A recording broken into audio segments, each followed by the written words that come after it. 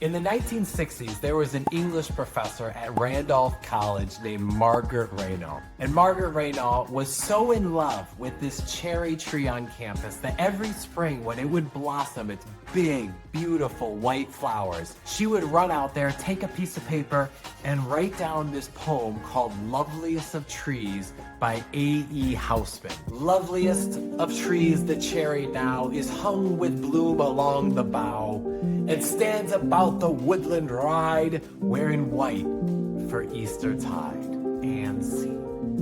She did this year after year after year in the 60s, and eventually other people started picking up on this tradition. So they then would come running out at the same time when it would blossom. They'd take a piece of paper, they'd write down a poem and put it on the tree. Many years later to present day, every single faculty, staff, student on that campus will take a piece of paper when they see that tree blossom, write down any poem they want, and hang it there for springtime. I'm talking people who've never written poetry in their life. Every person in that community was engaged in that one activity. In Dance for a Theory, we talk about how traditions are the social habit of engagement. Instead of creating one-off activities, what traditions can you cultivate? Because when people hear it's a tradition, like, oh, well, I have to do it, and then they go and do it. This is Tom helping you to engage your people on your dance floor. Till next time.